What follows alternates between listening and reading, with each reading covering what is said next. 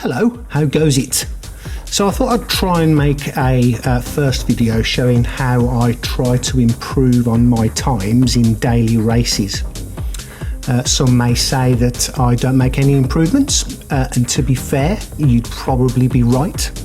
But I like to go through a slightly different process than most. So we can obviously study the baked-in GT7 replays, of course.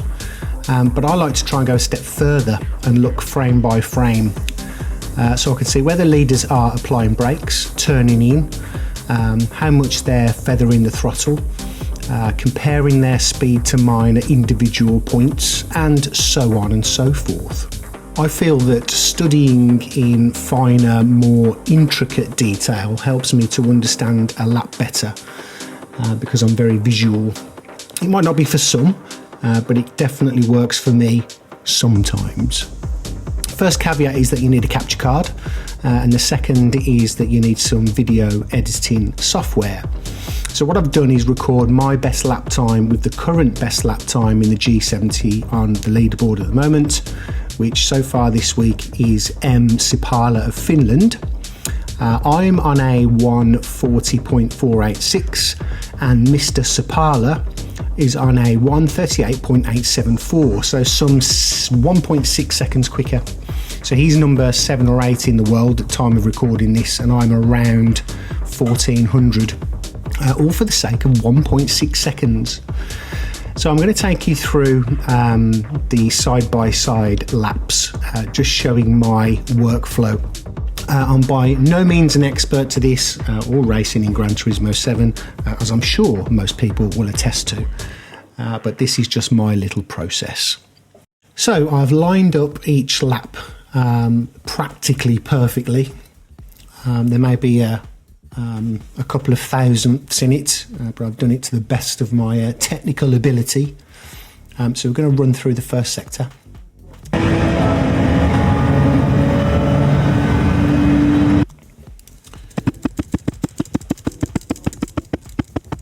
I want to see how he takes this corner, because what I've been doing is I've been letting it coast in 5th before dropping to 4th. So he's dropped to 4th at that frame there.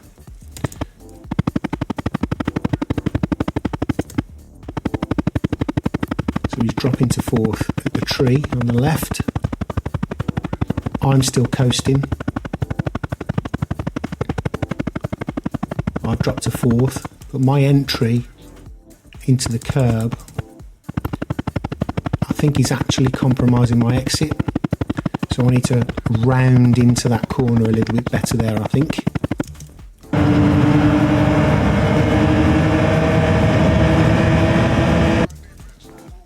Now where's he braking? So his ABS light's gone off before the 100 board, brake application at the 100 board, and I am going brakes on at the orange painted barrier there on the right.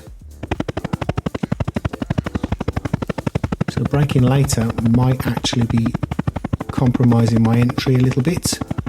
Now I've been dropping to 2nd here for a bit of rotation. I know that most don't, but it did help me pick up my current time.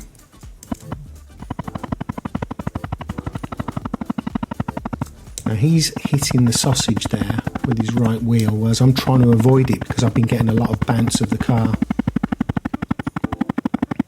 So let's see where he is now when he hits this sausage. So let's line that up. So he's on a 21.4. And I'm a 22.1. So I'm already 7/10ths down already in the first 20 seconds. So the takeaways from that so far is, let me note this down,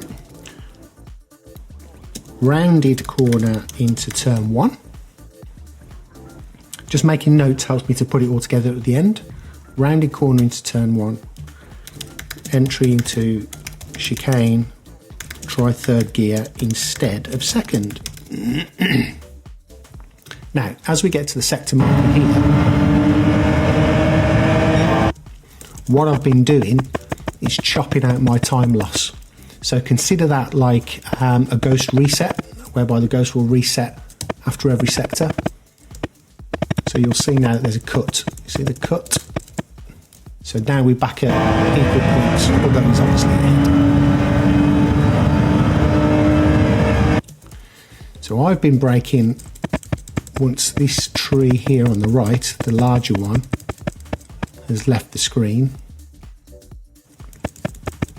So my ABS light's on now. You can see the brake application, and he's braking. His ABS light is on just before the start of the tree actually, and he's braking just before the 100. Now I think he gets a much better entry here.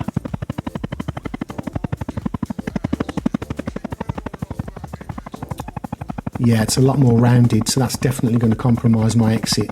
Now I want to see where he's getting on the power. So he's on the power.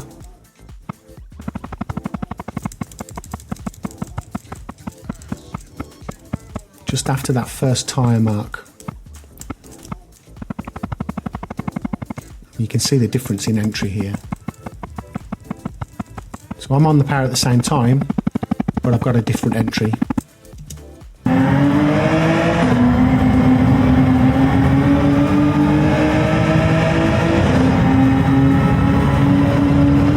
Similar. Where's he braking? ABS light before the sand. Brakes on around about the start of the sand. Let's compare that to mine. Similar. Similar entry. Now I'm interested in where he drops a gear here.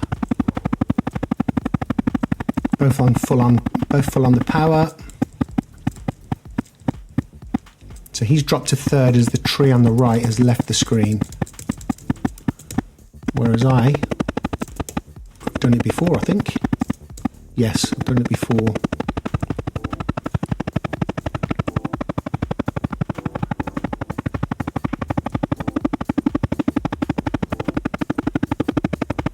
Similar entry. Sector reset there. So he's on a 1 minute 0.2, I'm on a 1 minute 1.4, so I'm 1.2 seconds down at the end of the second sector.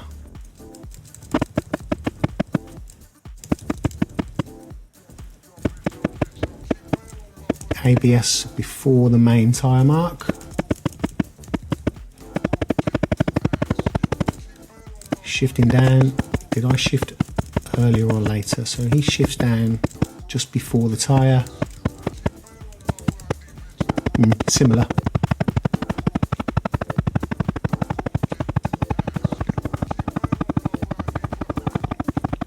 Similar entry. Coasting.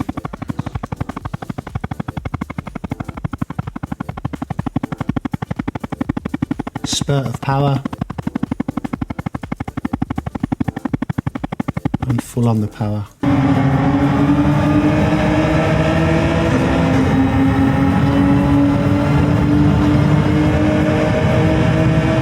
So the whole lap is 1.6. He's 1.6 seconds quicker. I'm 1.2 down at the end of the first sector.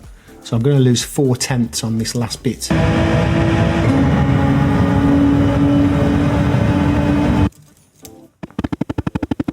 Let's see where he's braking. ABS light on before the 100. Brake application now at the 100. Whereas me, the same. So this is all now about entry and exit.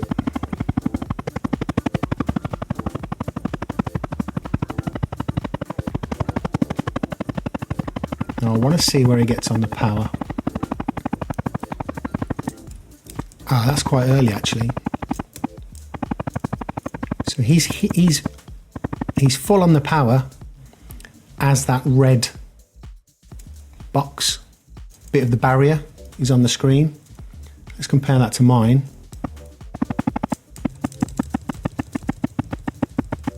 Oh, I'm well off there, well off. It's only now I'm, well, hang on, full on the power. Yeah, I'm well off.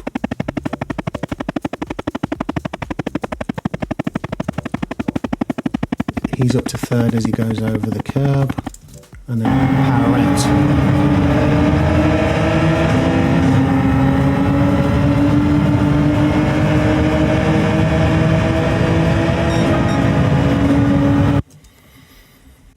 So that's now given me a few takeaways. Made some notes. I'm going to jump in the rig and see if I can improve, see if I can bring that 1.6 seconds down. So this study gave me a number of areas to improve on immediately, as you can see by my notes here. So I jumped into the rig. I'd love to say that I smashed it out of the park on the first lap, but it just doesn't work like that, does it? I worked on it for an hour or so and managed to actually take a further 3/10 off my time, putting me around a 140.1. I'll definitely never be an alien like those in the top 50 to 100, but 3/10 is 3/10 and can make all the difference in your starting position. There are obviously many different takes on lap study, a lot more professional than I. And again, I don't profess to be an expert by any stretch of the imagination. I'm just sharing how I do it in case it's of interest. There are so many good people and tools out there to help along the way, and I use a multitude of them each week, such as Coach Dave Delta. And as you can see here, these are the actual comparison laps I've just shown you in this video. And of course, the many great track guides out there every week, each of which have their own individual merit. I've learned that diversifying with track guides and not just sticking to watching your favourite is an absolute must. You'll learn from every single one of them. One I'd like to mention, if you're not already aware, but I'm sure you are, is Ledpencil, who brings something different to the table with his dynamic visualizer, which demonstrates to you clearly just how to break down different types of corners. If you're not subbed to Mr. Pencil, please do so, and I've left a link in the description. What I've spoken about so far is obviously the shorter term, week by week per daily race lap. But if you're thinking about longer term improvements overall, why not try some coaching? I've had some by Luc Nodaro at Digits DG Edge, and I would wholeheartedly recommend. There really is a wealth of knowledge out there. Go and use it. I'll see you on the next one.